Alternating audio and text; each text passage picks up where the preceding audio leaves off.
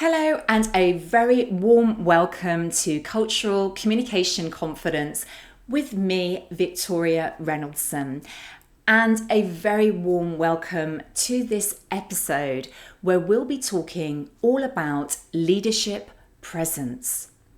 Now, I decided to focus in on this topic because I get a lot of questions about this from my clients and people who want to work with me who are progressing their career. They are people who are often very talented, experienced, have amazing CVs and resumes with their skills and what they have worked on so far. But something is missing. And when they are going for promotion, when they're going for that next job, it's not quite landing. And they feel it themselves. They feel that missing piece.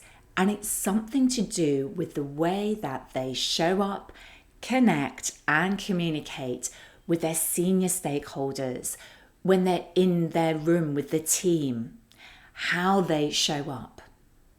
So that's why I wanted to talk about leadership presence today and hopefully share with you some really useful nuggets around what does it actually mean and how do you get it. So to start off with, I really want to talk about some of the reasons why people don't have it. And I'm going to share some experiences that clients share with me that perhaps you recognize as well. For some of my clients and people that I work with, they really notice that in certain meetings, often with senior people, the C-suite, or with very important customers, that they're not always feeling that comfortable. Maybe they feel exposed, even frozen, and don't know how to express themselves well. Perhaps they don't even speak up in the way that they want to. Others feel that they don't quite come across in the way that they know they can. They have all of this knowledge and insights, but somehow it's not coming across. And that's really frustrating when you can't fully convey your thoughts. For others, what I hear them talking about is that it's really difficult to connect and engage with people. Sometimes they feel like they're speaking almost a different language, particularly if you come from a technical function or a technical background. This is when leadership presence really matters. And, I think it's quite important to say, what do we even mean by leadership presence? Well, sometimes it's called executive presence, and there are many definitions out there. So when I researched this topic, I found many different expressions of what it's about. But for me, ultimately, it's about how do you build trust and confidence through the way that you show up to motivate, inspire, and create action with others. This trust and confidence factor is absolutely critical, and it is built through the way that you are interacting, communicating with others, both in the moment, in the room, but interestingly, leadership presence is also what happens when you're not in the room. How do people perceive you and talk about you when you're not there? Now, there are many different components of leadership presence, and they include things like confidence, clarity in the way that you express yourself, motivating others, inspiring people through the way that you talk. Sometimes people talk about gravitas, so your way of being and your charisma to connect and engage people with you.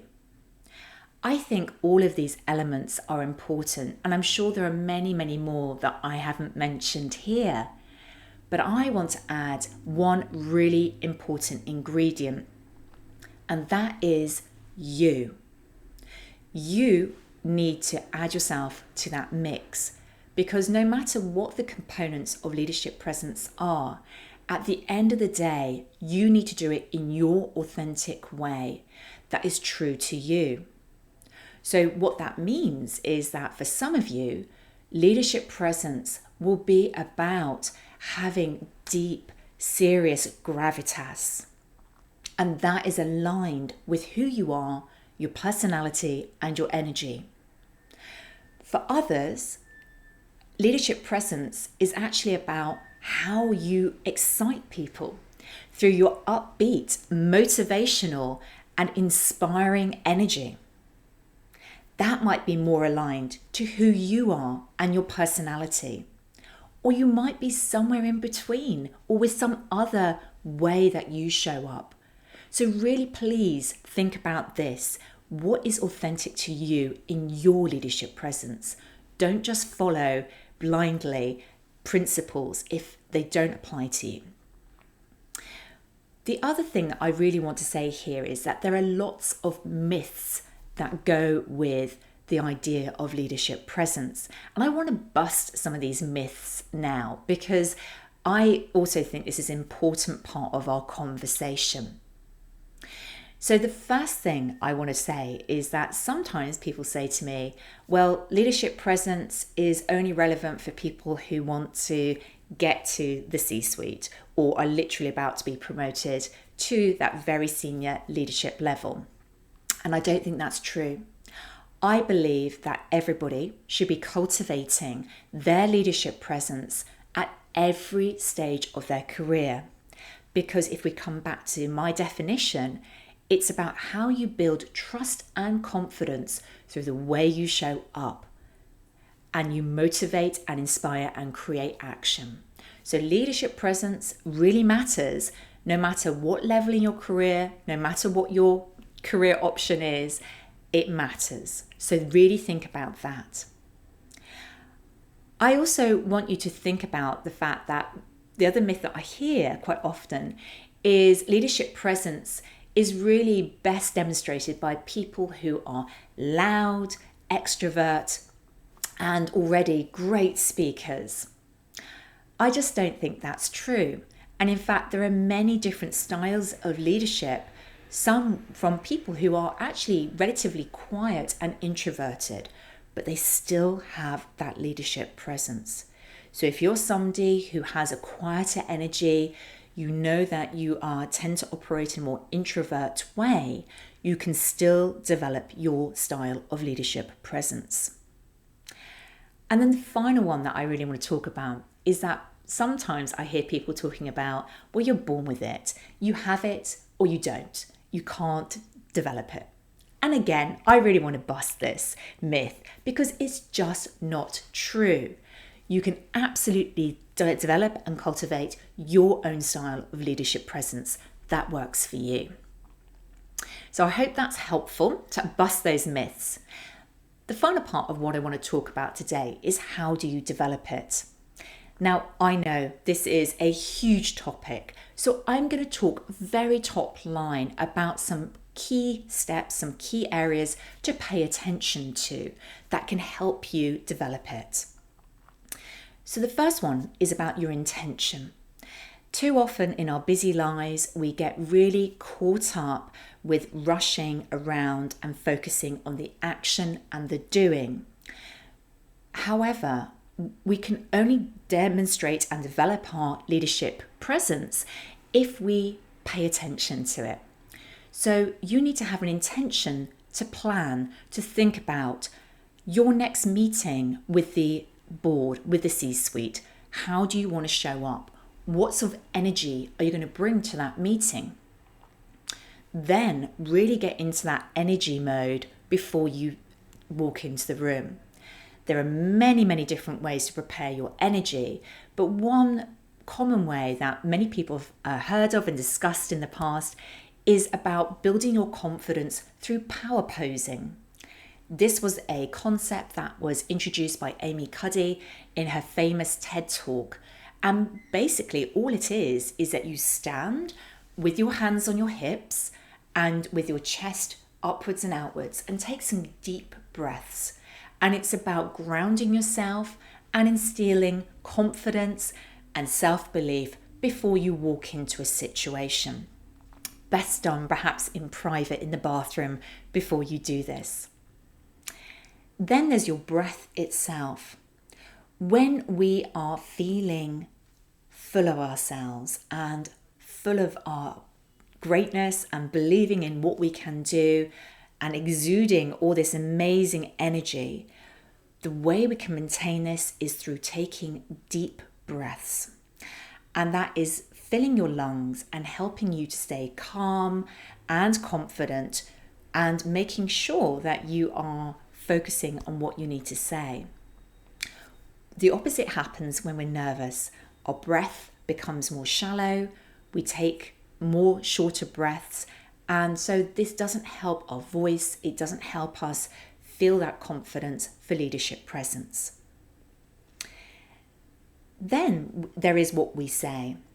So clearly you need to plan how you want to share the messages that you do. What is important with leadership presence is saying things clearly, concisely, and to the point, avoiding too many extra phrases or filler words or phrases. So really focus in when you plan what you want to say, that those messages are crisp. Then there's how you say it. You have your voice, a rich instrument which you can use to really emphasize what you're saying and help with that leadership presence. There are many different studies on this, but generally leaders are seen to have voices that are rich, resonant.